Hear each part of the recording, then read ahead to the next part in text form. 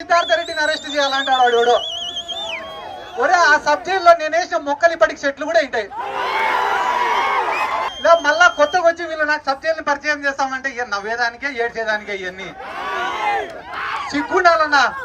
వాళ్ళ బతుకులకు కొంచెమన్నా రోషం మానం మర్యాద ఉండాలా. ఎస్వి మోహన్ రెడ్డిని అరెస్ట్ చేసినా ఒక అర్థం, సిద్ధార్థ రెడ్డిని అరెస్ట్ చేసినా ఒక అర్థం కాదన్నా. అమ్మాయి కూడా ఆ పిల్లోడు సతీష్ అనే పిల్లోడిని రోజు స్టేషన్ కాడికి తిప్పుతాంటే మన ఇళ్లలో పిల్లలు లేరా అన్న? ఒక పిల్లోడు చచ్చిపోతే ఆ కుటుంబంలో ఎంత క్షోభ ఉంటుందో వీళ్ళకేం తెలుసా నా డబ్బు నేటోళ్ళకి. పేదవాడు అనేవాడు కళ్ళకు కనపడకుండా వీళ్ళకు తయారైనాడు. ఏమో అంటున్నాడు ఎవడో సిద్ధార్థ రెడ్డి నోరు అదుపులో పెట్టుకోంట. అన్నా నేను తండ్రి పేరు చెప్పుకొని రాజకీయాల్లోకి వచ్చినండి కాదు, తండ్రి సంపాదించి అక్రమాస్తులు అడ్డం పెట్టుకొని రాజకీయాల్లోకి వచ్చినవాడిని కాదు, ఎలక్షన్ల ముందర 20 కోట్ల 30 కోట్ల సంచులు ఎత్తుకొని రాజకీయాల్లోకి వచ్చినవాడిని కాదు. గెలిచినా ఓడిపోయినా పడినా లేచినా బతికినా సచ్చినా ఒకటే నాయకుడే, ఒకటే జెండానే.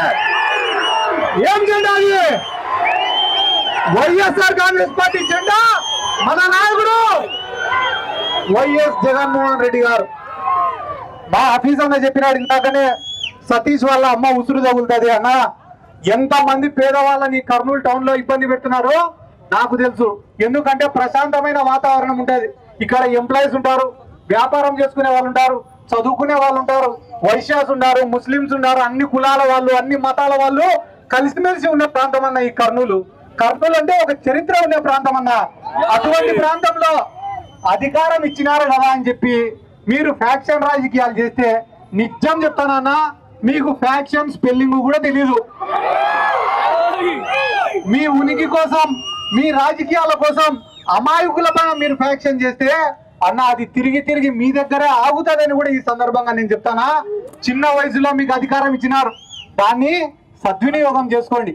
ఒక 20 ఏళ్ళు ఈ కర్నూలు ప్రాంత ప్రజలు మిమ్మల్ని గుర్తుపెట్టుకునేలాగా పరిపాలన చేయండి తప్ప సామాన్యులను అమాయకులను ఇబ్బంది పెట్టేలాగా కాదని చెప్పి ఈ సందర్భంగా నేను మీకు అందరికీ తెలియజేసుకుంటూ, అన్ని రకాలుగా కూడా మా ఆఫీస్ అన్న కానీ అహ్మద్ అలీ కానీ మా మోహన్ అన్న కానీ క్లియర్ గా చెప్పినారు.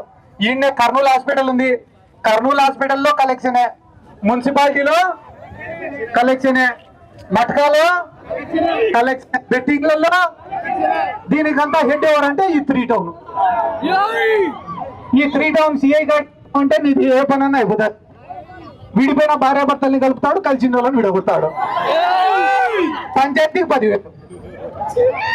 వీళ్ళు కూడా బయట బోర్డు పెడితే సరిపోతుంది. ఇంకా లేటెస్ట్ గా మర్డర్ కేసుకి అయితే 1,00,000 రాజీకి, అటెంప్ట్ మర్డర్కి అయితే 50,000, మొగుడు పిల్లల పంచాయతీకి అయితే 20,000, సెటిల్మెంట్ ఉంటే 20-30. ఎందుకంటే జనాలకు కూడా క్లారిటీ అనేది. కాబట్టి వాళ్ళకి ఈరోజు అన్యాయం జరిగింది. ఒక మనిషిని నాయకుడిగా తయారు చేసే కూడా వీళ్ళే.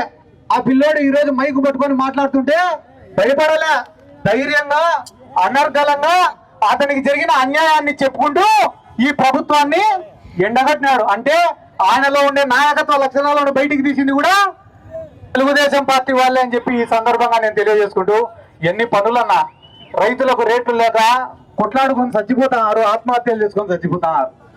సార్ అదే అన్న నేను చెప్పేది. వెనక పక్క చూడు, భూములు కబ్జా చేస్తుంటే టీడీపీ వాళ్లకు బుద్ధి లేదు. అమ్మా నేను చెప్పినా కదా, నా మీద కొట్టాడుతా మనం, అదే చెప్తానమ్మా. కాబట్టి వీటన్నిటిని సాధించుకొని మంచి పాలన వైపు వీళ్ళు వస్తే బాగానే ఉంటుంది. ఈరోజు పొద్దున్నే ఒక పెద్ద మనిషి కూడా చాలా పెద్ద వార్నింగ్ ఇచ్చినాడు అన్న నాకు, ఖబర్దార్ అన్నాడు. ఇక బాగానే ఆయన స్పెల్లింగ్ చూసి ఆయన ఖబర్దార్ అన్న. నేను కూడా ఆయనకు ఒక మాట ఏం చెప్తాను అంటే, నాకన్నా 30-40 ఏళ్ళు పెద్దోడు ఉంటాడు వయసులో, ఎవరో ఆయన పేరు తెలియదు నాకు. ఆయన ఇట్లా ఖబర్దార్ అనే ముందర ఒక మాట ఆలోచించనా, నేను యాడో 1 రూపాయి అవినీతి చేయలే, నేను యాడో దోపిడీ చేయలే, వీలైతే నా సొంత డబ్బులు ఖర్చు పెట్టుకొని రాజకీయం చేసినా తప్ప రాజకీయాన్ని అడ్డం పెట్టుకొని నేను డబ్బులు ఇంటికి తీసుకొని పోలే. నువ్వు ఏ దేవుడి పైన ప్రమాణం వేసి చెప్తావు చెప్పు? ఒక ప్లాట్ లో లెక్కెత్తలేని, ప్రతి ప్లాట్ ఎవడు వెంచరేసినా నువ్వు లెక్కెత్తాల్సిందే. నువ్వు కూడా నా గురించి మాట్లాడితేటన్నా పోనీ టీడీపీ వాళ్ళని ఒక మాట అడగాలనుంది. మీరు అవినీతి పనులు దేవుడి పైన ఒట్టేస్తారా అని అడుగుదామనుంది. వీళ్ళు అబద్ధం చెప్పేదే దేవుడి మీద ఒట్టేసి ఎందుకంటే తిరుమల లడ్డునే వదిలిపెట్టాలి వీళ్ళు దేవుణ్ణి. ఇప్పుడు నేను దేవుడి దగ్గరికి వస్తారా ఒట్టేస్తారా అంటే దేవుణ్ణి ఎత్తుతారు వీళ్ళు. కాబట్టి ఈ ప్రజలను కూడా నేను ఒక్కటే విజ్ఞప్తి చేస్తానన్నా, నిత్యం ప్రజల్లో ఉండేవాడిని నాయకుడిగా ఎన్నుకోండి, మీకోసం పోరాడేవాడిని నాయకుడిగా ఎన్నుకోండి, మీకోసం కష్టపడేవాడిని నాయకుడిగా ఎన్నుకోండి, మీకోసం జీవితం త్యాగం చేసేవాడిని నాయకుడిగా ఎన్నుకోండి. కానీ యాడ్నో కోటలో ఉండేటువంటి నాయకుడిగా ఎన్నుకుంటే ఇట్టనే ఉంటుందన్న పరిస్థితి. గుడిసెలలో కూడా కోట్లు వేసుకొని బతకాలంటే కష్టం కదన్న. కాబట్టి ఒక నాయకుడిని ఎన్నుకునేటప్పుడు 1కి 10 సార్లు ఆలోచించి ఎన్నుకోవాల్సిందిగా మిమ్మల్ని అందరినీ కోరుకుంటూ, ఈ రోజు ఒక్క పిలుపుతో ఒక పిల్లోడికి మద్దతుగా ఇన్ని వేల మంది వచ్చినందుకు ప్రతి ఒక్కరికి నా శిరస్సు వంచి నమస్కారాలు తెలియజేసుకుంటూ, ఎల్లప్పుడూ ఇంత గొప్ప కార్యకర్తలు మాకు దొరికినందుకు మీకు అందరికీ రుణపడి ఉంటామని కూడా ఈ సందర్భంగా తెలియజేసుకుంటూ సెలవు తీసుకుంటాను.